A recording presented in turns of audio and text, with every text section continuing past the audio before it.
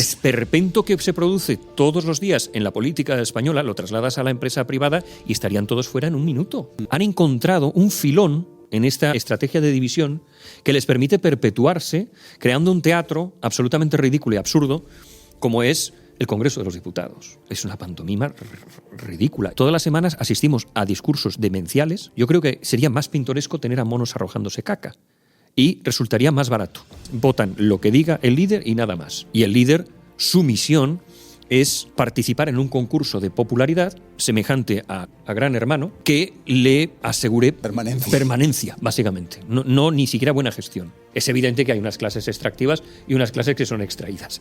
Y nosotros, lamentablemente, formamos parte de la segunda. Al fin y al cabo, su misión es lograr extraer tu riqueza para tenerla a ellos. Es evidente que desde las clases extractivas hay un plan maléfico para mantenernos más o menos domesticados.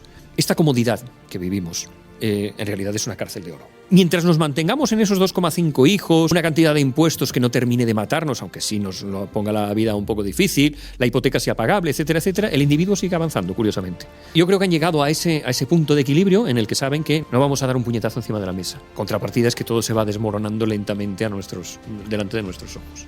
Nadie propone nada nuevo. Cuando ha ocurrido la inevitable explosión de las redes sociales, al hecho de que ya no nos atrevemos tanto a pensar y a hablar y a contar lo que pensamos. Si no coincides con el tapón de la botella, inmediatamente eres el mal. Quieres que las tortugas terminen con pajitas en la nariz y quieres que el día del juicio final, el apocalipsis, haga mucho calor. Porque es mucho más cómodo manejar a un grupo que está dividido que no hacerlo a gente que intenta entenderse o que intenta llegar a un consenso. Que tú entiendas la posición del contrario no significa que estés de acuerdo con él.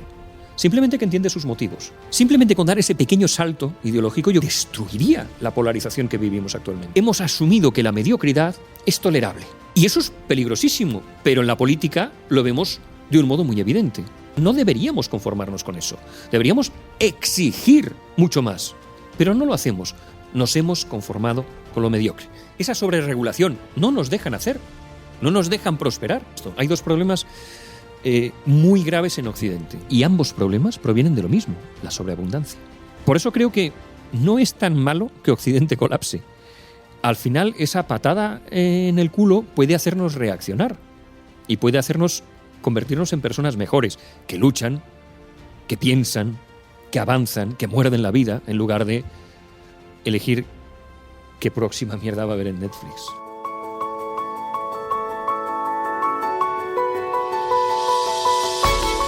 Hoy arrancamos este programa con un texto de Fabián C. Barrio, nuestro invitado de hoy. Y dice así, ¿quieres un síntoma de que todo está podrido de verdad? Dice, mira el nuevo tapón de las botellas, ahí está el germen del totalitarismo amable. Nos prometieron que era por el planeta y asentimos como niños obedientes. Y así, sin darnos cuenta, aprendimos a aceptar cualquier estupidez con tal de no parecer mala gente. El nuevo tapón es propaganda de diseño, dice Fabián C. Barrio, y yo estoy de acuerdo, puro populismo ecológico, pero cumple su función política, que no es otra que domesticar. Te enseña a callar, a repetir el mantra correcto. Hoy el tapón es un símbolo de la ventana de Overton, luego hablaremos de qué es esto. Un cambio ridículo que prepara el siguiente cambio, probablemente también ridículo. Y quien se atreve a decir que es incómodo, que no sirve, será tachado de negacionista y de enemigo del bien. Y cuando todos piensan así, ya no hace falta un gran hermano, porque basta una simple botella. Hoy hablamos del nuevo libro de Fabián C. Barrio, que se llama así, Los engranajes de Occidente, porque cada vez hay más personas que no entienden nada de lo que pasa alrededor. Así que hoy nos vamos a hacer un montón de preguntas para intentar entender qué está pasando a nuestro alrededor, para intentar entender cómo funcionan los engranajes de Occidente. Mi nombre es Sergio Fernández y esto, ya lo sabes, esto es mucho más que un programa de radio, mucho más que un podcast, esto es Pensamiento Positivo. Vamos a ello.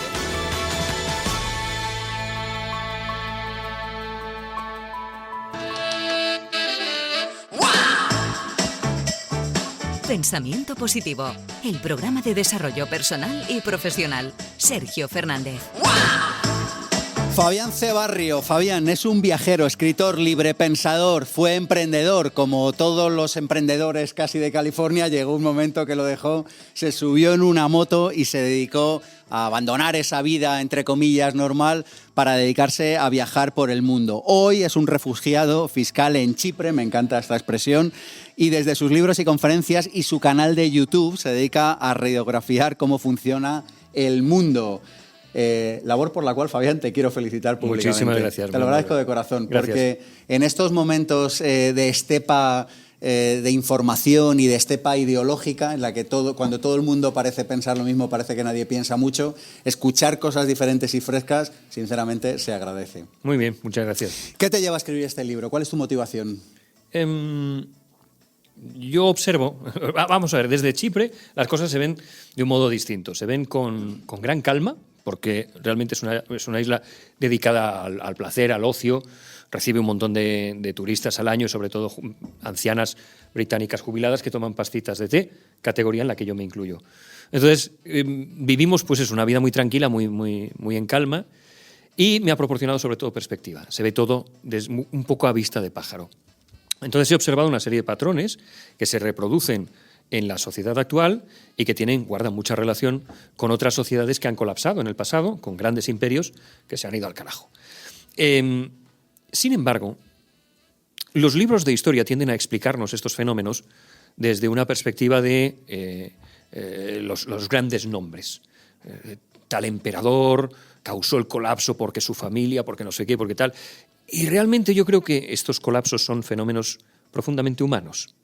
Las sociedades, al igual que las familias, al igual que las empresas y al igual que las personas, son sensibles al estrés y a una serie de características o de circunstancias psicológicas que hacen que terminen por irse, por perder la cordura. Las sociedades, igual que las personas, sufren de ira, de envidia, de codicia, de revancha, de estrés, y todos esos fenómenos a mí me gusta trasladarlos tanto desde lo general, desde el punto de vista sociológico, a lo humano y viceversa. Entonces, ahí surgen los engranajes de Occidente, al intentar encontrar qué mecanismos psicosociales son los que están produciendo una debacle a la que llevamos asistiendo un buen par de décadas y que va a devenir de forma totalmente inevitable, o sea, no hay nada que hacer, en darle el trofeo o el traspaso o el testigo a Asia. Y básicamente al observar todos esos mecanismos, pues me resultó casi divertido, casi pirotécnico. Es como si te sientas a observar el fin de los tiempos sentado al borde del universo. Es una cosa que es pintoresca de ver. Tú afirmas que la única revolución que funciona es personal. Correcto. Yo en eso comparto ese punto de partida contigo. Si no cambiamos nosotros, no cambiará fuera las cosas. ¿Qué tenemos que cambiar? No, pero yo no creo que vaya a ser ese el resultado. Es decir, la revolución personal no creo que termine por cambiar lo que hay alrededor. Terminará por cambiar nuestra percepción de las cosas y terminará por cambiar nuestra vida en el sentido de que podamos lograrlo. Las revoluciones en la actualidad ya no son posibles. Se han terminado. Esa etapa en la que las personas pasaban, sobre todo tenían hambre y tenían acceso a armas. Cuando se daban esas dos circunstancias, las cosas cambiaban con un golpe, un puñetazo sobre la mesa que normalmente tenía muchos motivos para ser así. Pero actualmente no hay ni hambre ni armas disponibles. Por otro lado, hay una crisis de valores y de ideologías clara. Nadie propone nada nuevo. Y finalmente estamos sometidos a una vigilancia constante. Una vigilancia que nosotros hemos asumido como válida y que cedemos esa libertad a cambio de seguramente protección o una suerte de estabilidad, ficticia, pero estabilidad al fin y al cabo, en la que nos sentimos moderadamente confortables. Esto de moderadamente es muy de nuestro siglo. Todo está moderadamente bien. Estamos moderadamente satisfechos con nuestro trabajo, con nuestra vida familiar, nuestra vida sexual, nuestras relaciones humanas, el ocio que consumimos, todo está más o menos bien. No llega a ser una maravilla, pero está más o menos bien. Entonces, mientras nos mantengamos en esos 2,5 hijos, una cantidad de impuestos que no termine de matarnos, aunque sí nos lo ponga la vida un poco difícil, la hipoteca sea pagable, etcétera, etcétera, el individuo sigue avanzando, curiosamente. Y yo creo que eso es algo a lo que las clases extractivas se han acostumbrado y han llegado a ese sweet spot. Clases extractivas. Sí. Sí, porque no me gusta llamarla casta, porque está muy usado el término. No me gusta llamarlo políticos, porque parecería conspiranoico, pero es evidente que hay unas clases extractivas y unas clases que son extraídas. Y nosotros, lamentablemente, formamos parte de la segunda. Pero, en todo caso, yo creo que han llegado a ese punto de equilibrio en el que saben que no vamos a dar un puñetazo encima de la mesa.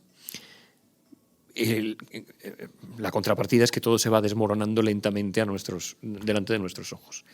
Y finalmente, esta comodidad que vivimos en realidad es una cárcel de oro. Y creo que todos lo sabemos, que todos somos conscientes de ello. Foucault hablaba de un panóptico. Un panóptico era una cárcel que fue diseñada en el siglo XVIII y que tenía la peculiaridad de que con muy pocos vigilantes, a veces incluso con uno, eran capaces de mantener cautiva y obediente a gran cantidad de presos. Lo lograban haciendo una cárcel circular en la que todas las celdas confluían en una única garita en la que había o no un vigilante que podía estar vigilándote o no a través de una rendija. Pero esto hacía que todos los presos voluntariamente se sometieran al poder disciplinario. Y lo hacían porque estaban acojonados ante la posibilidad de que el guardián estuviera observándolos. Y terminaban por vigilarse a sí mismos para cumplir con los mandatos de la prisión. En cierto modo es lo que ocurre en Occidente en la actualidad. También en Asia, pero bueno, el que nos ocupa es Occidente. Vivimos en una cárcel, en un panóptico disciplinario, en el que tenemos un gran miedo de que nos pillen haciendo cosas malas, y entonces nos sometemos a esa disciplina voluntariamente a cambio de, pues eso, cierto grado de seguridad o de comodidad. Fabián, déjame que cuente un par de ideas o tres para centrar el tema de hoy y arrancamos esta entrevista. Vamos a por ello.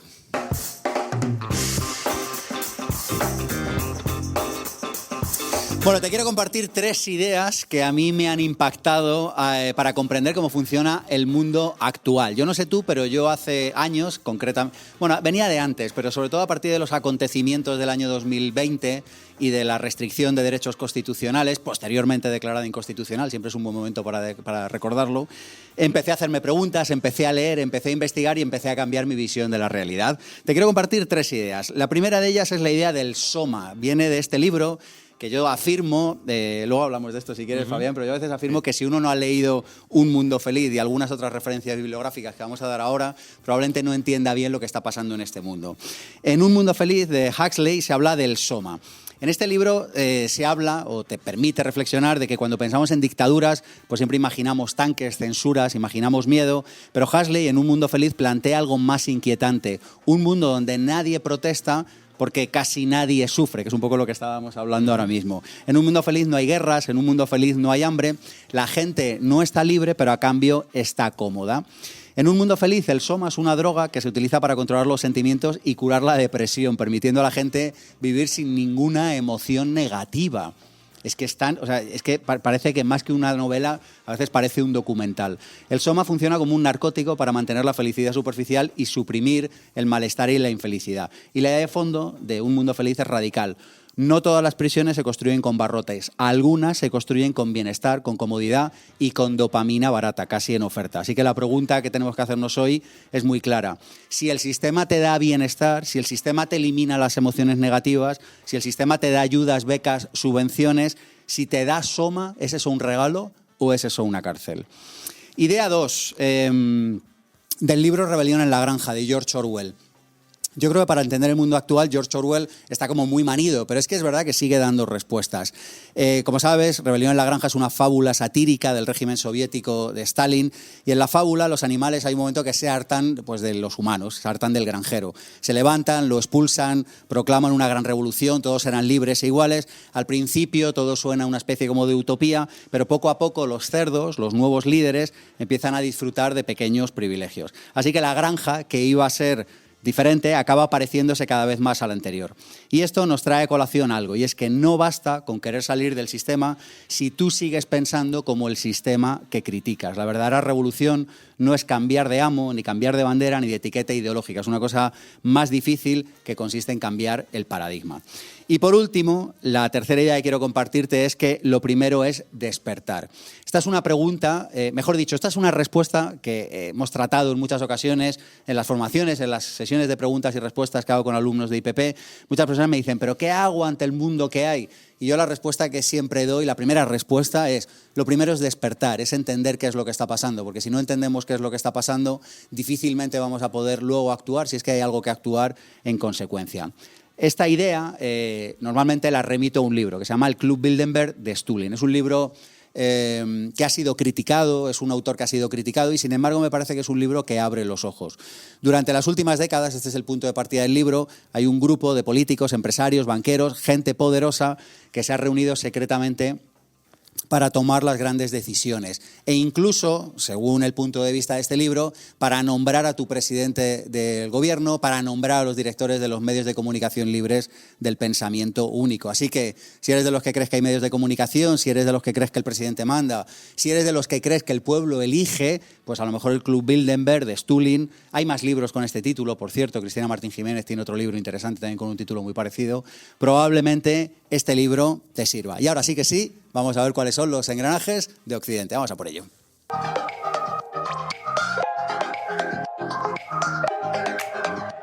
La entrevista, ofrecida por masterdedesarrollopersonal.com.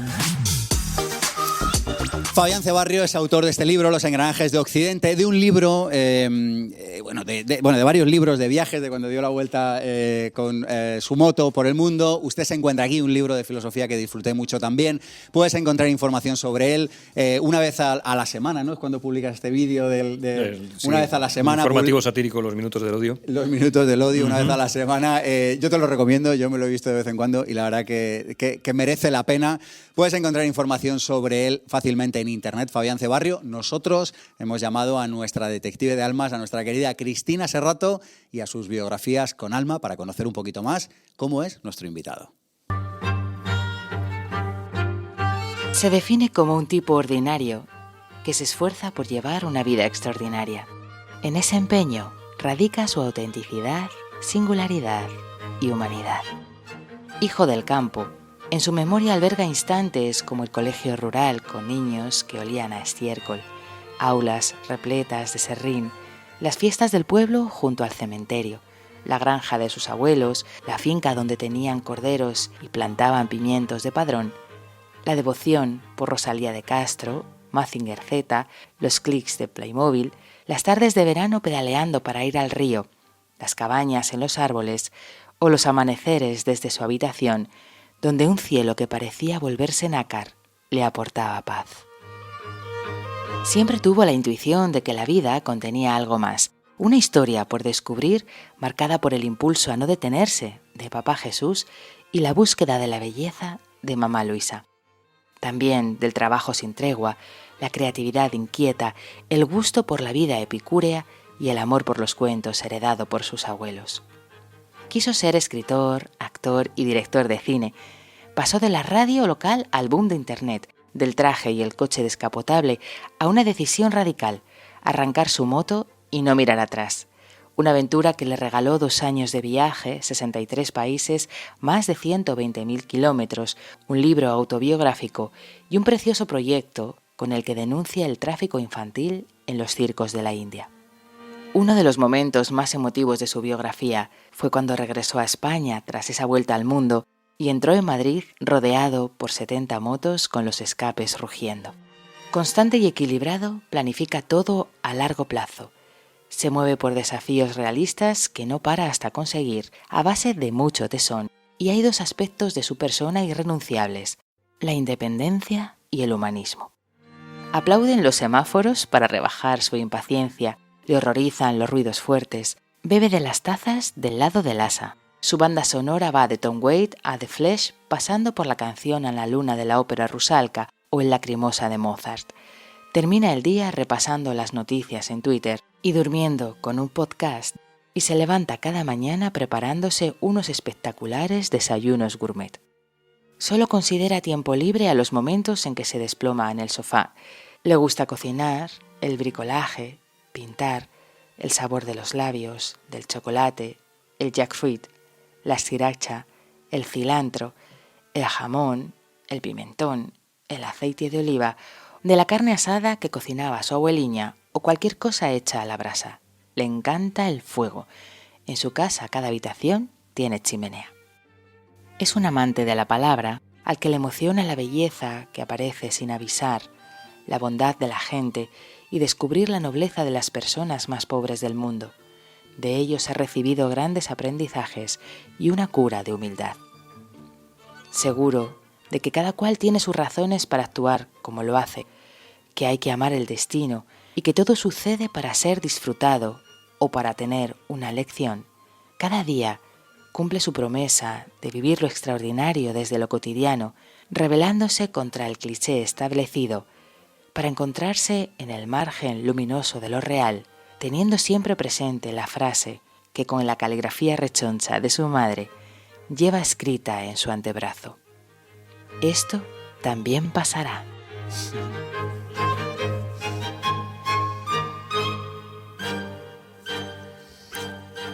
Así que esto también pasará, Occidente también pasará. Íbamos acompañando todo lo que iba pasando con cosas que son reales. Es decir, yo bebo de la taza del lado de esto y también esto también pasará. Que me lo hice a los 50. Lo hice en Saigón. Yo decidí celebrar los 50 con un pirotécnico viaje que salió realmente mal. Estuve enfermo durante todo el trayecto, mes y pico, sin saber muy bien qué estaba ocurriendo. Y la conclusión fue esto también pasará. Que, por cierto, si me lo hubiera tatuado al principio del viaje, lo habría llevado toda la enfermedad con más entereza. Bueno, vamos a empezar a charlar para entender los engranajes de Occidente. En la nota de prensa, cuando me llegó la nota de prensa del libro, vi esto del tema de lo del tapón, sí, donde mencionas lo de la ventana de Overton, y dije, yo también había pensado esta cosa de que es una tomadura de pelo de tal, sí, totalmente. es que es de tal calibre que digo, pero esto en serio le sigue funcionando. Y yo a veces siento admiración. Yo no sé tú, porque yo digo, pero ¿cómo puedes hacer que algo tan básico siga funcionando? Vamos a ver. Es evidente que desde las clases extractivas, que sé que es una expresión que veo que te ha gustado, hay un plan maléfico para mantenernos más o menos domesticados. Todo esto surge de la academia y de hace unos 50 años, cuando cuando la ciencia sociológica empezó a perfeccionarse y a detectar los patrones que hacían que las personas se volvieran más dóciles, sí, más susceptibles a ser corregidas sin necesidad de palo y piedra. Entonces, la ventana de Overton no es más que uno de los mecanismos que describo en el libro, pero hay decenas de ellos que hacen que las personas, bueno, pues vivan una vida más o menos tranquila, atenuada y esto. Y el tapón de la botella es un ejemplo perfecto. Explícanos qué es la ventana de Overton, que probablemente muchas personas no sepan lo que es. La ventana de Overton enmarca la realidad dentro de lo posible, de las cosas que puede tolerar la gente, y la clase extractiva lo que hace es mover esa ventana para que resulten tolerables cambios sociales que a ellos les resultan beneficiosos. Cabe reseñar que la ventana de Overton no tiene por qué ser necesariamente una cosa mala. Es como la fuerza de la gravedad.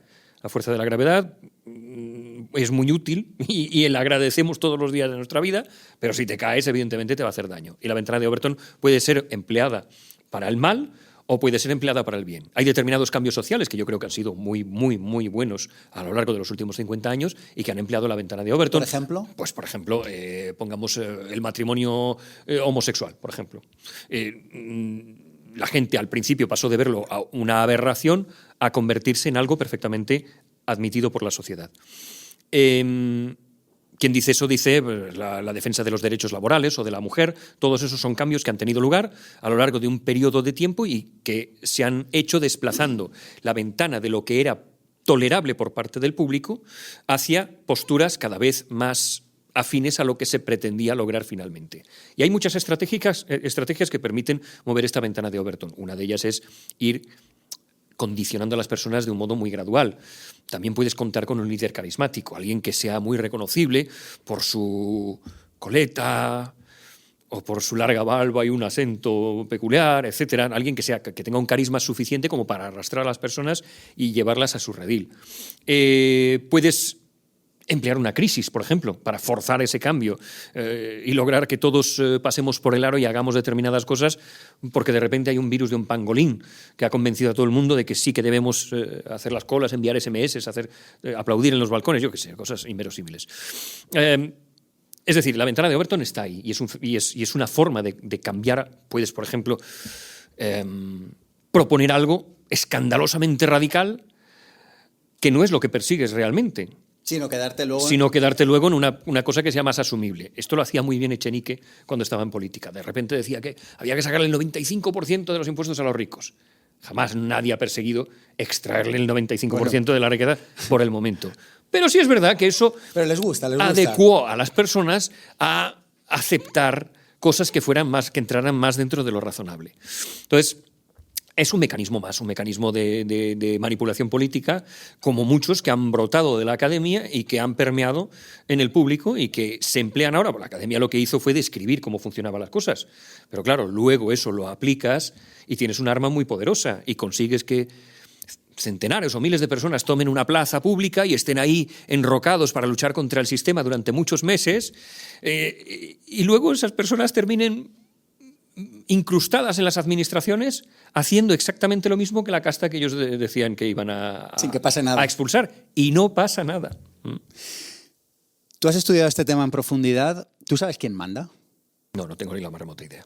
Cuando hablas de clases extractivas, asumo que son los gerentes de los que mandan, los mandados de los que mandan. No, yo creo que incluso los mandados de los que mandan son clases extractivas.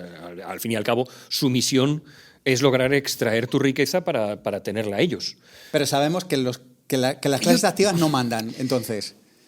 Yo tengo mis dudas sobre que exista ese ente supranacional, que todo eso. Más que nada porque yo recibo muchos emails, de muchas personas que intentan convencerme de muchas cosas. Desde que mi microondas me espía y está enviándole mensajes a los extraterrestres, pasando por... Literal. No, es totalmente cierto. Sí, no, todo esto. Desde que hay un plan para bajar el cociente intelectual de Occidente mediante el flúor en el agua. Es decir, hay muchas cosas que me cuentan muchas personas. Y no quiero ser una de ellas. Y no quiero ser, sin pruebas, defensor de que existe un ente o un grupo de familias supermillonarias que quieren hacerse con el control del mundo mediante la manipulación genética y tal, y los vampiros sodomitas. No lo sé, no tengo ni idea. Y no sé si hay alguien por encima. A mí me llega... Si yo tuviera que elegir un dios, elegiría el sol, ¿vale? Porque está ahí cerca. Lo veo, recibo su energía y a mí me basta. Sé que hay muchos más soles, mucho más grandes en otro lado, y es posible que hasta me crea que existen los soles, las galaxias, los agujeros negros y todo eso. Pero a mí me basta con que mi Dios sea ese sol. Y en este caso, 3/4 de lo mismo. Mi concepción de la clase extractiva llega a Pedro Sánchez, a Montero y demás gente. Lo que haya a partir de ahí no tengo ni la más remota idea. Puede que resuene en algún tipo de diapasón y que esté dispuesto a admitir que existe y que leyendo determinados libros, como era el caso que nos ocupaba del Bilderberg, llegue a otras conclusiones, pero prefiero ser cauto en este asunto. Más que nada porque dentro del genoma de mi ideología se encuentran los escépticos. Es uno de los pilares de quién soy, el escepticismo. Y el escepticismo te dice, no necesariamente que la verdad no exista, aunque se inclinan a admitir que no existe, sino más bien que no podemos conocerla. Y como no podemos conocerla, para evitar la angustia de tener que defender una postura, lo mejor que podemos hacer es reconocer que no lo sabemos. Dices que hemos borrado las fronteras entre pensamiento privado y público, que esta es una de las claves del dominio, ¿no? O sea, cuando lo privado se hace público, o sea, eso es una catástrofe. Y dices que hemos borrado estas fronteras. Las hemos borrado y además lo hemos hecho voluntariamente. Pero además lo que ofrecemos al mundo exterior es una versión editada, maquillada, con una capa de píxeles que la hacen casi irreconocible. Y esa exposición a la que nos sometemos voluntariamente, subiendo constantemente las fotografías del sushi que a lo mejor ni nos hemos comido, o esas frases motivacionales que ha dicho otro, o esas playas paradisíacas que están convenientemente enmarcadas para ocultar la presencia de turistas adiposos con bañadores fluorescentes que resultarían poco, o que las borramos con la IA para servirlas. Todo eso lo estamos volcando constantemente para generar una especie de envidia o admiración entre los demás y para no sentirnos nosotros miserables cuando los demás lo hacen. Pero eso tiene además otro problema. Cuando nosotros nos exponemos de ese modo, también nos exponemos al ataque o a la toxicidad que nos venga de vuelta. Y eso ha provocado, sobre todo en la última década, cuando ha ocurrido la inevitable explosión de las redes sociales, al hecho de que ya no nos atrevemos tanto a pensar y a hablar y a contar lo que pensamos.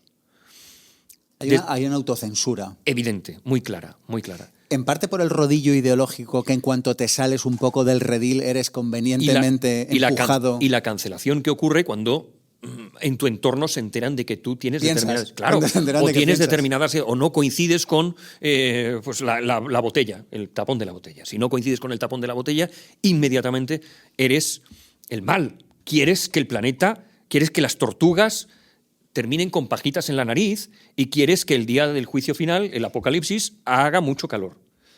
Entonces, no tiene por qué ser así. La contraportada del libro es el decálogo del libre pensador moderno. Muchas de las verdades que están ahí yo creo que son axiales y que la gente debería, por lo menos... Dime tus dos favoritas. Bueno, no sé. La más importante es la única revelación posible, es la personal, que es la final de ella. Pero yo creo que una cosa muy importante que debemos hacer es no comprar packs ideológicos. Yo soy facha. Puedo decirlo abiertamente porque ha perdido ya tanto el peso emocional esa palabra, que realmente en la actualidad facha es aquel que no comulga con los postulados de Podemos. Y en ese sentido, el 98% de la población es facha. Entonces no hay ningún problema en reconocerlo. Y dado que yo tiendo o escoro hacia la derecha, y no tengo ningún problema en reconocerlo, muchas personas que están enquistadas en la derecha han seguido y siguen de forma natural mi canal de YouTube, porque el algoritmo es capaz de predecir que esa persona estará más afín ideológicamente conmigo que con Canal Red. Bien, lamentablemente yo no admito jamás formar parte de un PAC. Y hay determinadas cosas que yo defiendo, como pudiera ser la eutanasia, que no coinciden con el PAC ideológico de la derecha. Y eso desconcierta profundamente a la gente. Y hace que se sientan incluso defraudados cuando yo defiendo determinados postulados que chirrían muchísimo con lo que ellos han comprado, con esa burbuja epistémica en la que viven inmersos. Entonces, en el decálogo del libre pensador se insta a las personas a salir de esa burbuja y por lo menos entender la posición del contrario. Porque muchas veces ni se hace el esfuerzo de entenderlo. Que tú entiendas la posición del contrario no significa que estés de acuerdo con él. Simplemente que entiendes sus motivos, que tiene su lógica, que dentro de su cabeza tú puedes pensar que él está equivocado, pero que dentro de su cabeza funciona. Y él tiene razón. Él tiene toda la razón del mundo. Simplemente con dar ese pequeño salto ideológico yo creo que nos haría, que destruiría la polarización que vivimos actualmente. El simplemente entender las razones del otro. Puedo entender que Echenique quiera extraerle el 95%, me parece una locura, me parece una obscenidad, me parece ridículo, pero puedo entender sus motivos. Él, es posible, quiero creer, que genuinamente pretende cambiar el mundo, hacerlo un lugar mejor, y que el Estado cuide de todo el mundo, los tenga en pañales y sostener a toda esa gente. Puedo entender que esa sea su forma de pensar. No la comparto, pero la entiendo. Pues por ahí va más o menos el libre pensamiento. Has mencionado el tema de la cancelación. Explica qué es esto.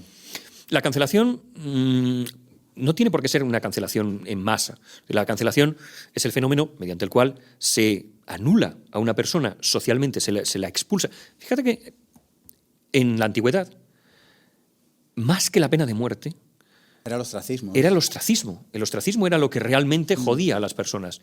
Expulsarlos de una sociedad y dejarlos como parias fuera de los lindes de la polis.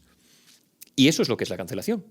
La cancelación actual se hace con antorchas digitales. Los campesinos, en lugar de salir con hoces y con martillos, salen en tromba a arrinconar a determinadas personas. Pero pasa también en pequeños entornos. Y ocurre en pequeños los grupos, sí, por supuesto. En las mesas familiares. Y en grupos de WhatsApp, de amigos, que al final terminan por no hablarse porque han cancelado a uno de ellos y lo han expulsado virtualmente de su círculo de confianza. Y ocurre en las familias. Y las personas dejan de hablar, que es lo peor que puede ocurrir en el mundo. Dejar de hablar y discutir con sosiego ideas de unos y de otros. Y sin embargo, cada vez parece que estamos más polarizados. Desde luego. O sea, si echamos la vista atrás hace 30 años, una persona quedaba con su cuñado que era de la ideología contraria y se tomaba una cerveza. Y se reían. Y se reían. Y eso incluso entre los dirigentes políticos de buena fe, admítaseme esta construcción sintáctica extraña, pero quedaban entre ellos y charlaban. Correcto. Y tal. Y cada vez parece que eso es menos. No, irá peor, yo creo. Irá peor. Sí. Sí, porque es mucho más cómodo manejar a un grupo que está dividido, que está atomizado, que no hacerlo a gente que intenta entenderse o que intenta llegar a un consenso. En la actualidad la política ya no alcanzará consensos nunca más. Nunca más. Es imposible que el PSOE y el PP lleguen a un acuerdo, se den la mano y decidan encontrar un consenso en sus políticas. No, siendo en esencia lo mismo, que es lo más alucinante de todo. No puede ocurrir, ya no va a pasar. Pero siendo en esencia lo mismo, es que esto es lo más alucinante. Y el fenómeno tenderá a crecer más y más porque han encontrado un filón en esta estrategia de división que les permite perpetuarse creando un teatro absolutamente ridículo y absurdo como es el Congreso de los Diputados.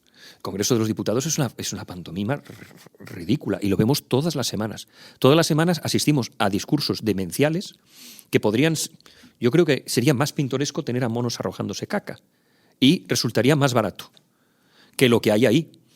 Porque todo el hemiciclo está dividido en 4 porciones y esas 4 porciones votan lo que diga el líder y nada más. Y el líder, su misión es participar en un concurso de popularidad semejante a Got Talent o, peor aún, a Gran Hermano, que le asegure permanencia, básicamente. No ni siquiera buena gestión. ¿Qué ocurre? Muchas cosas. La primera, que cuando las cosas vienen torcidas, nos damos cuenta de que el Estado podría funcionar perfectamente sin ninguno de ellos. Bueno, pasó en Bélgica, ¿no? Correcto. Ha ocurrido muchas veces. Incluso en España hemos tenido momentos en los que no ha habido gobierno y la cosa ha seguido más o menos por inercia, ha seguido más o menos igual. Y cuando vienen las cosas torcidas, que es cuando realmente un líder debería reaccionar, pues está comiendo un chuletón. Y ese señor, yo lo entiendo. Lo entiendo porque es un tipo al que han votado para que tocara la pandereta y comiera chuletones con personas. A hacer comidas, ir a cortar una cinta. Ya. Es decir, han votado a un gestor de PortAventura. A un tío que debería estar al frente de PortAventura y ya. Entonces viene un aluvión de lodo y el tío está totalmente desbordado. Pero lo entiendo, porque no estaba preparado para semejante cosa. No hay políticos preparados. La política ha sido vampirizada por personas que son políticos de carrera, que viven en una burbuja en la que no comprenden el mundo real, porque nunca han recibido una paralela de Hacienda. Jamás en su vida han pagado la cuota de autónomos. No saben lo que es la trimestral. Incluso los hay que no han trabajado nunca. No han trabajado en su puñetera vida. Tienen una formación mínima. Son personas de carrera, políticos de carrera, que han prosperado. Una vez, mira, me decía una persona que estaba muy de acuerdo con el gobierno y era hijo de un empresario. Digo, imagínate que tu padre fallece mañana. ¿Tú dejarías el consejo de la empresa de tu padre en manos del Consejo de Ministros mañana? Digo, piénsalo antes de darme una respuesta. No, imposible. Dice, no. Digo, es que eliges para tu país. Es que el esperpento que se produce todos los días en la política española lo trasladas a la empresa privada y estarían todos fuera en un minuto. No pasan ningún tipo de filtro de calidad. Pero ¿cómo podemos comprar? No ¿Cómo podemos comprar semejante teatro? Bueno, porque pues precisamente porque además hay muchos capítulos en el libro dedicados precisamente a explicar cómo coño se ha conseguido crear una sociedad lo suficientemente sumisa como para que compre el esperpento. Todo esto venía por la polarización, o sea, en parte lo compramos por la polarización. Es uno de los motivos. ¿Qué más hace que sigamos comprando este teatro tan absurdo? En general, el mundo se ha vuelto de una calidad inferior. En muchas cosas. Eso es tal cual. En muchas cosas. Es decir, nosotros compramos productos de AliExpress que nos llegan y nos hacen ilusión los primeros 2 minutos. A partir del producto normalmente se estropea. En un par de horas, un par de usos, el producto se estropea. A veces no llega ni a funcionar. Nos ha causado un placercillo y se acabó. Bueno, ok, vale, me basta. Cuando llegas a casa derrotado después de un día de trabajo y te tumbas en el sofá, dedicas curiosamente más tiempo a intentar encontrar algo que te apetezca ver en Netflix que verlo directamente. Y cuando lo ves normalmente es un guión ridículo, absurdo. La pérdida de calidad del mundo audiovisual que ha sufrido en el último decenio por culpa de plataformas como Netflix, que se dedican simplemente a arrojar basura, pero a cantidades, una tromba de mierda en tu televisor, que te la tragas porque no hay otra cosa y que más o menos te mantiene entretenido, un cierto nivel de entretenimiento. Y en general hemos asumido que la mediocridad es tolerable. Y eso es peligrosísimo, pero en la política lo vemos de un modo muy evidente. Al final no llegamos a votar ni siquiera a la persona que nos apetece o la ideología que quisiéramos, sino votamos en contra, ¿no? No, aquello que que nos resulta lo suficientemente tolerable. Muchas veces las personas votan con la nariz tapada, que dicen, he votado con la nariz tapada, porque no había otra opción y este es el menos malo, el que creo que me va a hacer menos daño. No deberíamos conformarnos con eso. Deberíamos exigir mucho más. Pero no lo hacemos porque estamos acostumbrados a la mediocridad. Porque no lo hacemos en nuestra vida. Nos hemos acostumbrado a la mediocridad en todos los aspectos de nuestra vida. Viajamos. Viajar antes era una experiencia maravillosa. Era extraordinario. Ahora es un tormento entre aeropuertos que te lleva la máquina, el algoritmo te manda al aeropuerto de no sé dónde, donde esperas 5 horas para coger otro vuelo a no sé de dónde y tal. Y cuando llegas, el centro de la ciudad es idéntico al de tu ciudad, con las mismas franquicias, los mismos sabores. Terminas comiendo en un McDonald's porque ya no sabes dónde coño ir. Te fías del algoritmo de Google, te recomienda el restaurante X y te pierdes la tasca de la esquina donde podrías haber tenido una interacción de calidad con una persona en ese momento, un local, ¿no? Pues ya no pasa, eso no ocurre, porque el algoritmo hace lo mismo que hacen todos los algoritmos, lo deja todo en un nivel aceptable de todo. Entonces, viajar es otra de las experiencias que se han convertido que se han estandarizado y se han vuelto mediocres. Y con todo ocurre, la educación es mediocre. Antes, por ejemplo, la gente acudía a buscar información en Internet y debía realizar un cribado de esa información. Tú buscabas en Google, Google te ofrecía, aquí tiene usted 6 millones de resultados. Entonces tú debías ir página por página buscando y hallabas la respuesta finalmente en blogs, cosas que la gente había hecho tomándose su tiempo, había participado en foros, había dado respuestas, unos se habían peleado con otros, habían llegado a un consenso, etc. Y ahora preguntamos a ChatGPT y te produce una respuesta estandarizada que ni siquiera tiene por qué ser real. Puede ser una fantasía, puede ser... Yo lo equiparo a cuando crees haber visto una película. Le pasa lo mismo a la inteligencia artificial. Cree saber la respuesta y te da una respuesta estandarizada. ¿Qué te sirve? Nos llega, nos basta. Nos hemos conformado con lo mediocre. Y con la política ha ocurrido lo mismo. Dices que la humanidad nunca ha estado mejor y nunca se ha sentido tan desdichada. ¿Parte de esta desdicha que tenemos es la que está llevando al colapso de Occidente? Por supuesto. Hay dos problemas muy graves en Occidente, de los más graves que tenemos. Uno es la obesidad. Esto es increíble, ¿eh? Y otro, la depresión. Que esto también es increíble. Y ambos problemas provienen de lo mismo, la sobreabundancia.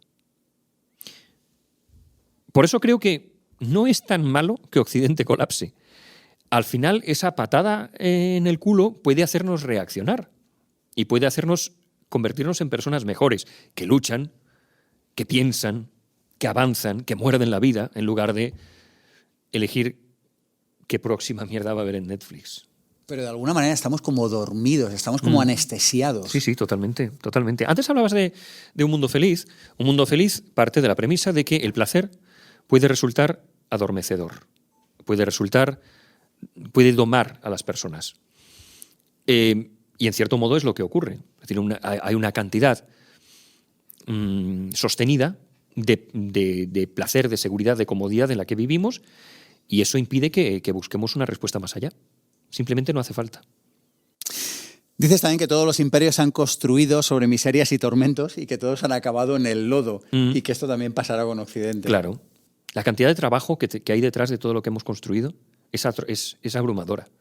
Es abrumadora. Y la cantidad de sufrimiento que hay detrás de cualquier producto, de mi chaqueta, la cadena de dolor que ha llegado hasta aquí. Bueno, y aunque no sea dolor, podemos dejarlo en trabajo, ¿no? O sea, quiero decir, aunque no haya dolor, la cantidad de trabajo que hay hasta que tú y yo hemos llegado a estar aquí, ya no vamos a decir sufrimiento, ¿no? Sí, pero hay muchas horas, ¿no? Sí. Y todo eso lo tomamos como algo normal, como algo natural, cuando no lo es, para nada.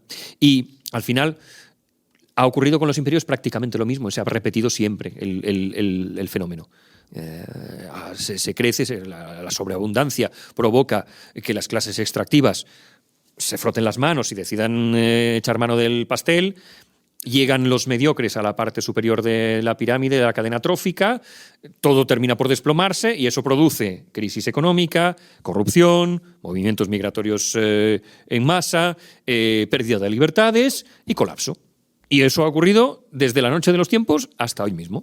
Y eso es lo que está pasando en Europa con esto que hablas, que además como empresario en España lo veo todos los días, que es esto que hablas, y cito literalmente, decadencia de formularios, decretos silenciosos y algoritmos grises Claro. que nos están encarcelando. Europa Porque es- es que yo a veces lo veo y digo, es que es una cosa como tan... De nuevo, como tan obvia. Que Es digo, orwelliano. pero es que no puede. Mira, yo en cierta ocasión para el máster de emprendedores dije, vamos a ver cuántas leyes tiene que seguir una empresa que se monte en España. Y no llegué a acabar este trabajo. El día que lo dejé, era una ley que hay en España que dice que si tienes documentos en una empresa, los tienes que tener cerrados en un cajón con llave. Hay una ley para esto. Y dije, Abrir una página web. Pero toda esta gente, o sea, Abrir una página web y ser compliant con la mierda de la GPR, de los cookies, esa mierda de las cookies. Pero ¿qué burócrata estúpido, absurdo, decidió que todos tenemos que pulsar el aceptar una cosa que ni leemos, ni hemos leído, ni vamos a leer nunca en la puta vida? Ni sirve para nada. Y todas las páginas que abras tienen que tener eso o te multan. Todas. Es demencial. es como lo del tapón. Sí, efectivamente. En el libro hablo de la norma perversa. Es un fenómeno psicológico que tiene lugar cuando desde arriba se hacen leyes que saben que no se pueden cumplir o que son muy difíciles de cumplir. Es como en 1984. Correcto. Hay tantas leyes Sí. que no las puedes seguir. Una norma perversa clara es esas grandes rectas, en medio de ninguna parte, que tienen una señal de 50.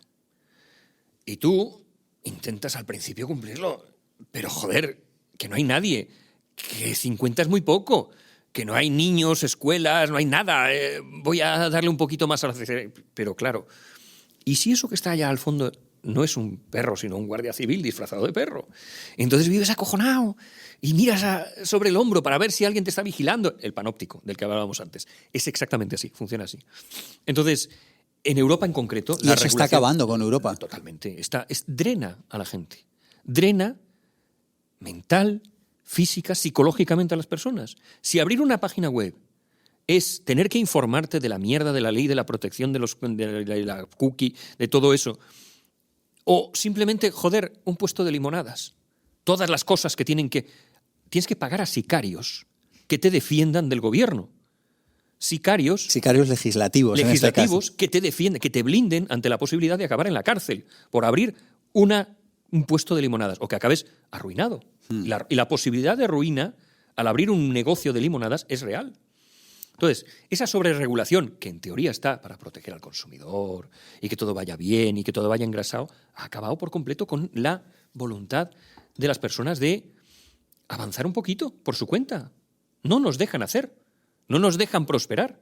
Siempre tiene que ser un prosperar tutelado. Pero yo creo que es que no quieren que prosperemos. Existe esa Porque- posibilidad también. Pero de nuevo, no quiero... Bueno, he dicho creo, no he dicho sé. Ya. De nuevo, estaría dispuesto a admitir eso, pero mi escepticismo me lleva a creer que no son tan malos. Sí son incompetentes. En este caso yo creo que Pero en Europa no quieren que emprendas. Es que es una cosa... yo creo que ha llegado O sea, el punto... tú en que mira, Europa piensa es en España ahora. O sea, han es un subido la cuota de mastodonte, autónomos. claro. Es imposible la factura electrónica. Sí. El Benefactu ese. El pagarle el IVA. O sea, es que es obvio, es que hay un plan. O sea, quieren que dependas del Estado. Yo lo atribuyo más bien a la estupidez. Y me explico. El caso de España. Es imposible saber... Tú cuando ganas las elecciones es como si ganaras la lotería. De repente tienes recursos ilimitados para repartir entre todo aquel que te apetezca dárselo. No hay ninguna ley o ninguna ciencia que diga cuántos ministerios hay que tener en un país para que el país avance. Ni siquiera se sabe cuántos asesores tienes que tener como presidente. Puedes tener 10 o 1000. ¿Cómo No, es el caso? Como es el caso. No sabemos cuántos hay. Ni idea. Entonces, cuando ganas las elecciones y empiezas a repartir tu cuota de poder y la pasta que tienes entre todos tus amigos, al final tienes una sobredimensión colosal de personas que están sentadas en sus despachos. De hecho, dices aquí, 15.000 millones de euros destinados a sindicatos y asociaciones afines al gobierno. Correcto. Y, Pero ya no son solo esos. 150.000 personas colocadas Claro. en cargo. 150, todo esto es de investigación. Claro, por supuesto. 150.000 humanos, Sí, terrícolas, que están en cargos públicos. que están haciendo así. Entonces, si estuvieran haciendo así y chuparan del bote y se callaran la boca, yo hasta lo entendería. Porque, claro, todos tus amigos querrán comer y te han llevado hasta donde estás. Entonces, les debes algo, ¿no? Bueno, ok, pongamos que es inevitable colocar a todos los amigos. Pero que no hagan nada. Pero que no hagan nada. El problema es que hacen. Y ese hacer, Europa, por ejemplo, está claramente sobredimensionada. Hay un youtuber chipriota, Fidias, que tiene la inteligencia y la mentalidad de un Pokémon. Es un tipo muy graciosete, se ganó la fama haciendo vídeos en los que perseguía a Elon Musk o se colaba en el metro de Nueva York, cosas así, vídeos virales de mierda. Y el tío ha terminado en Europa. Es diputado del Parlamento Europeo. Y entonces va con su cámara y tal, y yo no sé aquí, jejeje, no sé cómo es esto, pero aquí me han dado un dinero, que tengo estos dineros para repartir y no sé cuánto, y aquí, fijaos, está vacío, lo que hace Alvise, un poco, pero menos agresivo, es gracioso, es simpático e intenta, de algún modo, explicar a la gente cómo funciona el Parlamento Europeo. Y cuando lo explica, no das crédito. Dices, esto es imposible, sostener a esta rémora, a esta manada de ñus que están aquí chupando del bote y no hacen nada, no hacen nada. Sí que hacen. La ley de las cookies y la ley del tapón. Y cosas peores. Y la ley del tapón y todas esas cosas que son fruto básicamente de la incompetencia y el aburrimiento. Y eso lleva a que Europa se quede atrás. Cuentas en tu libro que en el 2008 Europa y Estados Unidos en términos de PIB estaban igual. Sin embargo, ahora, en este momento que estamos haciendo esta entrevista, 2025, Estados Unidos está un 50% por encima. Pero ese no es... A ver, no basta ir a cualquier ciudad asiática, dentro de lo que sería el segundo mundo. Yo he estado recientemente en Bangkok, en Kuala Lumpur, y es humillante para Europa ver el despunte de esos rascacielos absolutamente colosales que te dejan boquiabierto, bueno, las Europa infraestructuras. Es donde veranean los ricos del mundo, básicamente, ¿no? Claro. Europa se ha quedado un poco para eso. Claro, es un sitio viejuno, medio pintoresco, por esas callecitas y Mandar tal. a los niños a estudiar aquí, Sí. a emborracharse en Madrid. Pero luego, o sea, tú ves el despunte de las ciudades. Ya no digo China. China es absolutamente... es otro planeta. China, nada que ver con el resto del mundo. Pero una ciudad asiática de un país relativamente modesto, se mea en cualquier capital europea, en infraestructura, en crecimiento, es que es absolutamente abrumador. Simplemente Kuala Lumpur, las Petronas. Las Petronas, que son un coloso de acero, tienen 25 años. Ya hace 25 años eran capaces de construir rascacielos que no solo se hablaban de tú a tú con los que construíamos en Europa, sino que los sobrepasaban por goleada. Y eso es algo que simplemente basta con ir allí y verlo. Y está a la orden del día. Entonces, tú llegas a Europa, ves lo que está ocurriendo y dices, ¿por qué? ¿Por qué de las 500 empresas tecnológicas más punteras del mundo no hay ni una en la Unión Europea? Porque no han tenido tiempo de rellenar la regulación. ¿Por qué Spotify tuvo que huir despavorida? ¿Por qué? Fácil. Porque en la carrera tecnológica hay un cojo regulándolo todo. Y hasta donde yo sé, nunca un árbitro ha ganado ningún encuentro. Y sin embargo, la mayor parte de la población no clama en contra de esto. Claro. Por lo que hablábamos antes, el Claro, SOMA, el SOMA. la beca, la subvención, Claro. la ayuda, el enchufe, el cargo público. O que básicamente se han acostumbrado a un nivel A lo sordo, que hablamos de la mediocridad, a ¿no? un nivel sordo de incomodidad que resulta lo suficientemente tolerable. A un ruido blanco. Correcto. Un tema claro es el de los impuestos. Los impuestos, usted puede estar muy de acuerdo en que sean un porcentaje X. Yo creo que debería ser el menor posible para que el Estado no te mate y te dé los recursos para que tú seas capaz de sacarte las castañas del fuego. Por ahí está más o menos mi nivel de tolerancia. Yo me fui en la época de Rajoy. Llego a plantearme ahora huir fiscalmente y no paro ni en Paraguay. Es decir, es terrible. Pero ya en la época de Rajoy aquello, bueno, estaba Montoro y claro, yo tuve que huir, tuve que marcharme porque vi que la única alternativa para emprender en este país era hacerse el autónomo, la sociedad, que luego no viniera un señor a decirte que no, que la sociedad era interpuesta, es personal y que sin ti no funcionaría y que por lo tanto tienes que tributar de la otra cosa. Es decir, una persecución tremenda. Yo cuando era empresario aquí, estuve 11 años en Madrid con una empresa.com, yo cada 3 meses recibía una notificación de Hacienda. Ahora es peor, ¿eh? Ahora es mucho peor. Bien. Cada 3 meses yo recibía una notificación de Hacienda que pagaba por lo que las pagan todo el mundo. Para quitártelo en medio. Para que se callen, dejen en paz. ¿Qué son? 600 euros, toma, métetelos por el culo, déjame en paz, quiero seguir respirando. Todo esto es el pan nuestro de cada día de los empresarios en España. Eso es así. Puedes recurrir, pero inicias un proceso Es de contra Goliat. legal tan drenante que prefieres pagar. Aunque no tengan razón ellos, que no la tienen, pero tú pagas. Llevo 7 años en Chipre. ¿Cuántas notificaciones he recibido yo de la Hacienda de Chipre? 0. La fiscalidad de Chipre es de las mejores de la Unión Europea para los que vayan a emprender allí. Y a raíz de ello se ha llenado. Se ha llenado de personas que, como yo, han huido de la rapiña del Estado voraz que pretendía arrebatarles la mitad de su vida. Porque no estamos hablando ni de dinero. Sí, es tiempo. Estamos hablando del tiempo de vida, que lo dedicas a alimentar a la clase extractiva. Si en España yo tengo que pagar el 50% para unos servicios que yo considero mediocres, y en Chipre pago un 12% por unos servicios que no están mal, pues chico, ¿dónde me voy a vivir? Quiero decir, ¿por qué uno tiene que permanecer en la compañía telefónica que tiene mala cobertura y que le cuesta más pasta? No tiene lógica. Bueno, esa es la lógica de la teoría de las banderas, ¿no? Que dice que los estados son empresas que se dedican a proveer servicios y que uno tiene que elegir qué empresa elige. Y básicamente es eso. Ya no son la madre. A la madre eran antes, cuando salían los niños a cantar el cara al sol, la bandera y no sé qué, y todo eso, y entonces te convencían de que la madre patria, y tú le rendías pleitesía a la madre patria. Pero ha dejado de ser eso hace 50 años. Ahora ya no nos creemos esa trola. Es evidente que son empresas. Son empresas cuyo propósito es medrar a tu costa y convertirte en cautivo, en un ser cautivo. Y en muchos casos es así, porque hay muchas personas que no pueden permitirse el lujo de pirarse a otro sitio cuando encuentran que la situación es abusiva. La gente, cuando yo me fui, empezaron todos a protestar, muchas personas a decirme una frase que además es doblemente mentira. Te vas a un paraíso fiscal para no pagar impuestos. 1. Chipre no es un paraíso fiscal, está en la Unión Europea. De hecho, la rapiña, la voracidad del Estado español podría llegar hasta mi cuenta bancaria en Chipre y arrebatarme el dinero de allí si lo consideraran oportuno. Fíjese lo expuesto que estoy. En la Unión Europea, con un CIF español, con un CIF europeo, con un IBAN europeo. Bueno, entonces, paraíso fiscal, aunque lo fuera, la existencia de paraísos viene determinada por la existencia de infiernos.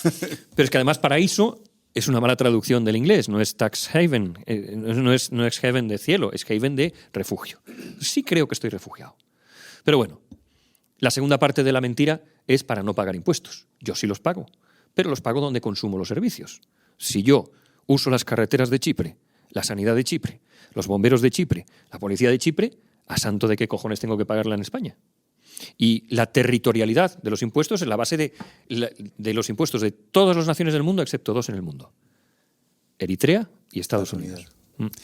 Vamos a recomendar libros y seguimos charlando contigo, que tengo aquí un montón de cosas: derechos, woke, anti-woke, feminismo, batalla cultural. Vamos a por ello. Espacio ofrecido por vivirconabundancia.com.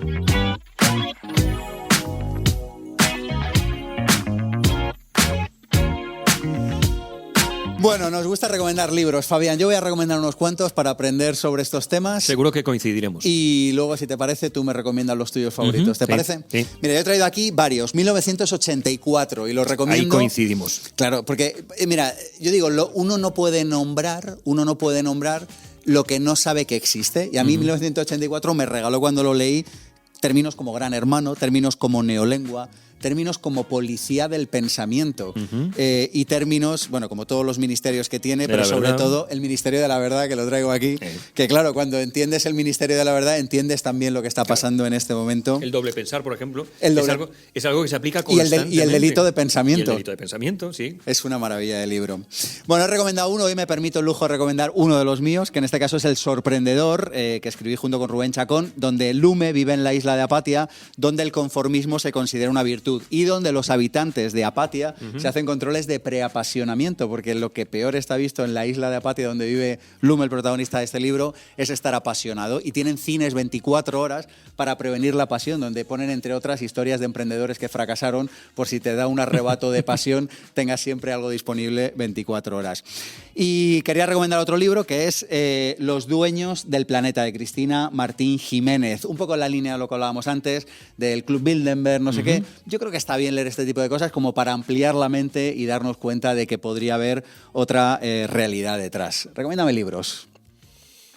Bueno, 1984 desde luego me parece fundamental. Es todo lo que hemos hablado, es que es curioso, porque yo cuando lo leía en mi adolescencia decía qué exageración, qué cosa tan esperpéntica, pero luego se han ido cumpliendo tantas cosas. Es como en Un mundo feliz también, si te paras a analizarlo, hay unos paralelismos terribles con la sociedad actual, pero terribles y además muy claros. Hay quien dice que Huxley, dado que formaba parte de las clases extractivas, de algún modo hizo un manual de instrucciones sobre cómo debían desarrollarse los hechos con Un mundo feliz. Esto que llaman primado negativo, quizá, o primado positivo. Pero bueno, La rebelión de Atlas creo que es un libro muy interesante. ¿Por qué recomiendas La rebelión de Atlas? Que me parece una buena recomendación. 3/4 de lo mismo. Una vez que lo estás leyendo, empieza a hacer clic en tu cabeza y decir, coño, ahora entiendo. También como V de Vendetta. Cuando yo leí V de Vendetta, me resultó tan similar a los acontecimientos acaecidos en Atocha en su momento que resultaba escalofriante. Y Las uvas de la ira es mi novela favorita, la gran novela americana por excelencia, y retrata de un modo, a mi entender, muy fidedigno la desesperación, el fenómeno de la desesperación, al que no hemos llegado y creo que no llegaremos en Occidente ya. Pero es cierto que es lo que vino antes y es lo que preparó lo que luego sería la abundancia que nos llevaría a la situación en la que nos encontramos actualmente. Pero Las uvas de la ira también sirve de recordatorio de hasta dónde puede llegar el ser humano cuando la avaricia toma el control. Y creo que también es importante recordar eso.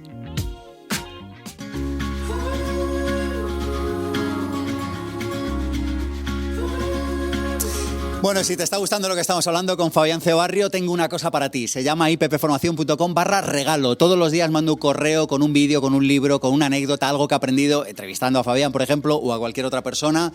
ippformacion.com/regalo. Además, ahí encuentras varias formaciones gratuitas sobre desarrollo personal, profesional y financiero. Más de una docena de formaciones gratuitas. ¿Por qué son gratuitas? Obvio, porque cuando te la acabes y veas la calidad de las cosas que hacemos aquí, te mandamos un email para que te compres una de pago. Pero de momento la gratuita te la llevas. Hay formaciones de desarrollo personal, hay una prueba gratuita del máster de libertad financiera, hay un ebook gratis sobre creencias, otro sobre cómo mejorar tu situación financiera en tu familia. Un montón de información, ippformacion.com/regalo. Seguimos charlando con Fabián. La entrevista, ofrecida por masterdeliberdadfinanciera.es. Bueno, hablas, Fabián, de que solo hay 3 derechos. Derecho a la vida, o 3 derechos que deberíamos defender desde el punto de vista del Estado. Derecho a la vida, a la libertad y a la propiedad. Y dices, y cito literalmente, lo que los convierte en fundamentales es que no exigen que nadie actúe para garantizarlos, solo que se abstengan de violarlos. Con que me dejen vivir yo ya estoy contento. Es cierto. Y sin embargo hay una sobresaturación, hay una inflación de derechos, que hablas también de esto. La inflación de los derechos lo que provoca es que los derechos fundamentales, los que de verdad importan, el derecho a la propiedad, a la vida y al movimiento, se vean devaluados. Porque creemos que tienen la misma... Es como con el dinero, ¿no? Funciona igual. Correcto. A más billetes el que tienes vale menos, a más derechos el real vale menos. Por ejemplo, el derecho a la vivienda, lo que realmente dice la Constitución es que tú tienes derecho a tener una vivienda. Nadie te puede prohibir tener una vivienda. Eso creo que es fácil de entender. Eso no quiere decir que tenga que pagártelo un tercero, porque ahí lo que estarías haciendo es obligar, mediante la coerción, mediante la fuerza, a que un tercero construya y financie tu vivienda. Y por ahí no van. Sin embargo, la izquierda interpreta de ese modo, curiosamente. No, es que la Constitución dice que el Estado le tiene que dar a usted una vivienda, y eso no es así. Entonces, si inflamos estos derechos que no tienen un correlato real o que directamente lo que hacen es coaccionar a un tercero para obligarte a darle tú esas cosas que creen que tienen derecho, lo que haces es devaluar los derechos fundamentales. Pero eso lleva a la hipertrofia del Estado, donde las clases extractivas están felices y contentas, Claro, y eso llorondas. es el holgorio, No, ¿no? por supuesto, faltaría más, porque ellos son los que terminan por repartir el pastel. ¿Eres un ateo del Estado? Oh, sí, desde luego. Sí, sí, ¿Agnóstico o ateo? No, ateo. Pero yo no creo que el Estado no deba existir. No defiendo que nos vayamos a vivir en una gruta. Lo que sí creo es en un Estado que no existe y que no va a existir nunca, pero me gustaría que existiera, que deje prosperar a las personas, que se limite a mantener, digamos, la propiedad privada, la libertad de movimiento, la libertad de expresión, y que se inmiscuya lo menos posible en lo que los ciudadanos quieran hacer. Que sea quirúrgico a la hora de limitar los derechos y libertades de las personas. Vamos perdiendo, ¿no? Totalmente. ¿Lo llevas bien, lo de ir No, está perdiendo? totalmente perdido. Está totalmente perdido. Por eso digo que la única rebelión posible es la personal. Si un Estado te corroe, te vas. Votas con los pies. Creo que no hay una forma de hacer más daño a la clase extractiva que cortarle su fuente de financiación, yéndose a otro lugar. Que allí hay otra clase extractiva, no lo niego, pero si me extrae menos, chico, he salido ganando yo. En la línea de lo que hablábamos antes, de que el poder necesita polarizarnos y dividirnos, yo tengo la teoría de que toda esta ideología que se va lanzando todo el rato, pues sobre los animales, sobre el feminismo, sobre la sexualidad, sobre el dinero, o sea, hay como un mare magnum de ideología, ¿no? Una de las que más han calado socialmente es el tema del feminismo. Y a mí me gustaría que explicaras ¿cuál es tu posicionamiento al respecto? Tú dices en tu libro, soy antifeminismo. Totalmente. Y criticas el feminismo de trinchera. Correcto. Ayúdame a entender esto a una persona de buena voluntad que escucha esto por primera vez en su vida y está a punto de pasar al siguiente vídeo. El feminismo no es necesario. Nunca lo fue. La defensa de la igualdad entre hombres y mujeres, la defensa de esa igualdad plena, la defendían machirulos heteropatriarcas hace un siglo. Los padres fundadores de la Constitución de Estados Unidos lo que dicen es que todos los ciudadanos son iguales en la ley. Todos son iguales. Creo que eso ya está. Con explicar eso, basta. El feminismo de trinchera. ¿Qué significa de trinchera? Bueno, todos tenemos la imagen y no tengo por qué comprometerme en este momento para hacer una caricatura, porque ni siquiera creo que sea necesaria. Vale. Todos lo hemos sufrido. O sea, el subvencionado. Sí, el subvencionado, pero sobre todo militante, radical, extremo, vocinglero, vociferante, sobacos morados, ¿vale? Todos lo conocemos, todos tenemos esa imagen ¿Vale? de la Charo enloquecida gritando que el ADN del hombre es violador. Eso es innecesario, pero lo entiendo. Y ya volvemos aquí a esto, yo no lo comparto, pero lo entiendo. Este feminismo es revanchista y proviene de muchos años de represión que han estado ahí y que nadie niega. Los movimientos sociales, como me encargo de explicar en el libro, y además voy muchísimos ejemplos, son pendulares. Funcionan con un péndulo. Y funcionan con un péndulo porque, de nuevo, las sociedades se comportan como las personas. No hay nada que provoque más satisfacción en las personas que ver a tu enemigo retorcerse de dolor cuando él te ha causado ese dolor. Entonces, lo que busca el feminismo es que los hombres que en su momento reprimieron a las mujeres, ahora sufran, padezcan, lo pasen mal, estén jodidos. Pero es innecesario. La igualdad entre hombres y mujeres fue planteada por el liberalismo clásico y podría haberse continuado por ahí perfectamente sin echar mano de la revancha. O sea, que se hace para volver a radicalizar y a polarizar la sociedad. Claro, sí, por supuesto. Sí, para que estemos peleados entre nosotros mientras alguien echa gasolina a los dos bandos. Correcto. Sí. Hablas en tu libro de diferentes engranajes, el engranaje de los valores tradicionales, de la propiedad privada, de las minorías ruidosas. ¿Me explicas en pocas frases cada uno de estos? No sé si podría. El de las minorías ruidosas es una cosa interesante. Me centraría en él. Venga. La mayoría de los cambios sociales tienen lugar porque una pequeña porción de la población, y además esto está estudiadísimo, una pequeña porción de la población tuvo una idea o le molestó una cosa y decidió luchar para conseguir el cambio. Ese pequeño porcentaje de la población es lo suficientemente ruidoso como para estar chinchando a lo largo de mucho tiempo hasta que las personas, vamos a llamarlas normales, aunque sé que es políticamente incorrecto el término, pero bueno, nos entendemos. Para andar por casa nos sirve el término normales. Las personas que les da un poco igual todo, que están a su bola y que quieren llegar a casa para quitarse los zapatos, esa gente no es nada. En realidad no es nada. Se distribuye, todo en esta vida se distribuye en una campana de Gauss. Todo. La inteligencia, hay muy poquitos muy tontos y muy poquitos muy inteligentes. La mayoría de la gente va tirando. Altos, 3/4 de lo mismo. Enanitos, jugadores de la NBA, y en el medio estamos todos los demás. Y todo en general se distribuye en una campana de Gauss. Y las ideologías ocurre 3/4 de lo mismo.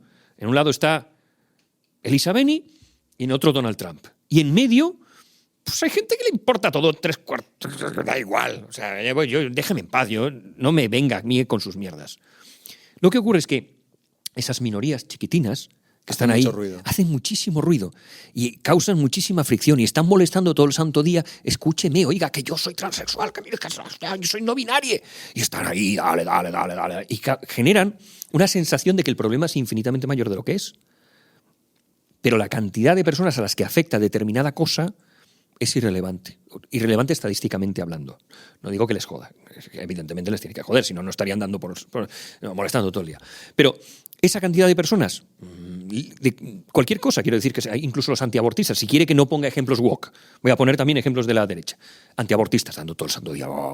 Y parece que hay una población enorme de personas que son antiabortistas. No necesariamente. Hay muchas personas que creen que es una cuestión de plazos. Hay muchas personas que ni se lo han planteado ni piensan planteárselo en su vida y les trae completamente al pairo porque es un problema que no les va a afectar, no van a verlo nunca, y si les afecta tomarán la decisión en ese momento basada en lo que piensen en ese momento. Pero la inmensa mayoría de la gente es un tema que ni les viene ni les va. Y sin embargo están las minorías ruidosas ahí dando caña todo el día. ¿Y por qué son tan importantes? Y porque producen el cambio. Son esos los que producen el cambio. Y lo producen a su favor. Y parece que ese cambio ha tenido lugar por medio de un consenso, pero no ha sido así. Ha sido porque la mayoría de la gente normal, vamos a llamarla así, le dio igual y decidió que era mejor, mira, toma, para ti, y cállate y déjame en paz. Y deja de chillar de una puta vez, que quiero dormir tranquilo. Y así funciona gran parte de los cambios sociales a los que asistimos. Para ir cerrando, Fabián, planteas la fórmula de que la felicidad es igual a calidad de vida menos envidia. Y sin embargo, lo de la envidia parece que está como a la orden del día. Importante, sí, es un componente importante en nuestras vidas y deberíamos intentar erradicarla en la medida de lo posible. Medimos el éxito en muchas ocasiones por el éxito que ha tenido el vecino. Y ese éxito, además, cuando ese vecino fracasa, de algún modo, lo que suscita en nosotros es la sensación de que no estamos tan mal como creíamos, porque él está peor. Entonces, al comparar nuestra posición o nuestros éxitos o nuestros fracasos con el de enfrente, lo que logramos es alegrarnos de su miseria, porque eso nos coloca a nosotros en un nivel superior. Yo creo que con mirar hacia atrás y sentir que tu vida ha sido plena, que has vivido lo que tenías que vivir, con eso tienes que darte con un canto en los dientes. Y la comparación, el césped siempre va a estar más verde en el del vecino. Siempre, por algún motivo. Ese tío que visitas a tu amigo, joder, aunque le haya ido mal en el curro, la pantalla de la tele va a ser más grande. Y te va a joder y te vas a comparar con los Jones constantemente. Y siempre vas a estar angustiado. En lugar de eso, mancho, mira hacia atrás en tu propia vida. Tómate tú como el baremo. Estoy mejor que hace unos años. He conseguido cosas que antes no tenía. Pues con eso, tío, pa'lante. Y para cerrar, explícame, lo has mencionado antes y me gustaría que lo explicaras, que la única rebelión posible está en lo personal. Sí. Porque muchas personas se sienten, Fabián, abrumadas con todo el cambio. Mira, esta mañana me he encontrado con una persona que conozco en la calle y me ha dicho, joder, macho, es que me lo ha dicho, mira, literalmente hoy me dice, estoy angustiada, es que cuando no es que me cortan la luz, en no sé qué, no sé si ahora va a haber guerra. Digo, pero ¿estás bien? Dice, no, la verdad que no, estoy como angustiado. ¿Qué le dirías a todas estas personas que todos estos engranajes de Occidente, que ya ven que empiezan a chirriar, que no están engrasados y sienten angustia? Puedo entenderlo. Puedo entenderlo. Pero quizá el truco en este caso sea fijarse unas expectativas realistas. Esas expectativas pueden ir creciendo a lo largo del tiempo. Los procesos de cambio son normalmente muy largos. Y yo, por ejemplo, en mi caso, mi planificación vital es a muchos años vista. Siempre establezco objetivos que sé que puedo cumplir, aunque me cueste un montón. Pero, por ejemplo, la vuelta al mundo, que todo el mundo dice, en 2 años has dado la vuelta al mundo. Primero, el mundo es más pequeño de lo que parece. Pero segundo, estoy convencido de que si pones los cafés que un camarero pone en una mesa a lo largo de todo un año, los pones uno encima de otro, la pila debe ser extraordinaria, debe ser enorme, sorprendente. Por lo tanto, si tú estableces unos planes a un plazo razonable, unos planes que sabes que vas a cumplir, y pones todo tu empeño en ese cambio, al final vas a prosperar. Forma parte de la vida prosperar. Forma parte, a pesar de que las circunstancias adversas, que no puedes cambiar, estén ahí. Pero los estoicos nos enseñaron que esas circunstancias adversas no deben preocuparte. Si no está en tu margen de maniobra cambiarlas, chico, solo debes centrarte en tus opiniones, en tus cogniciones, en aquello que sí puedes cambiar, lo que está dentro de ti. Entonces, puedo entender que muchas personas ante el cambio se vean abrumados, pero no tienen que cambiar hoy, ni mañana, ni pasado. Que establezcan un límite a un plazo medio, largo, un límite de algo. Por ejemplo, la vuelta al mundo yo la planifiqué 2 años antes. Empecé a trabajar en ello 2 años antes. Y a pensar en cómo hacía, y me fijé una fecha, y esa fecha iba a misa. Iba a misa. Ese día yo iba a salir, pasara lo que pasara. Entonces tenía que trabajar para que ese proyecto se cumpliera. 3/4 de lo mismo con entregar un libro a tiempo. Tienes que entregarlo en ese día y tú tienes que hacer todo lo posible para tal. Entonces, los cambios son abrumadores para todo el mundo. Y es cierto que la sensación que nos provocan los medios de comunicación, que por cierto no hemos hablado de eso, pero son para echarles de comer aparte, la agenda manipulada que tenemos a nuestro alrededor para hacernos pensar que todo va a colapsar, cuando no es cierto. No es cierto. En el libro tengo decenas de ejemplos de titulares que llegaban a la prensa a lo largo de las últimas 2 décadas anunciando que Manhattan iba a sucumbir, que iban a desaparecer todas las islas de la Polinesia, que habría 50 grados en diciembre. Cosas absolutas que nada, no se ha cumplido, nada, ninguna de ellas. Y sin embargo insisten, siguen en ello. La estrategia del miedo, que también en el libro hablo largo y tendido de ella, está presente constantemente a la hora de generar esa sensación de, Dios mío, estamos indefensos, solo nos puede salvar Papá Pitufo. Vamos a seguir votando a Papá Pitufo para que nos salve. Entonces, todo eso puede resultar abrumador. Sean un poco más escépticos, adopten el libre pensamiento, planifiquen a largo plazo y todo irá bien. Fabián, gracias. Muchas gracias a vosotros. Hasta otro día.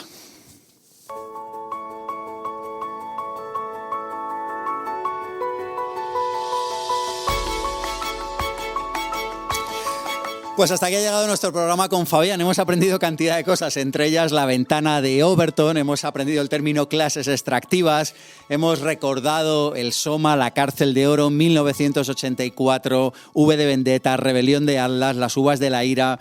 Hemos aprendido también que hemos asumido socialmente que la mediocridad la hemos convertido en algo normal. Hemos recordado que la depresión y la obesidad son 2 de los grandes problemas de Occidente, que son 2 problemas de abundancia. Hemos hablado también del engranaje de las minorías ruidosas, pero sobre todo hemos recordado, y esto es lo que quiero dejar para el cierre, que la única rebelión posible a todo lo que está pasando es la personal. Mi nombre es Sergio Fernández y esto, ya lo sabes, esto es mucho más que un programa de radio. Esto es una tribu, esto es pensamiento positivo.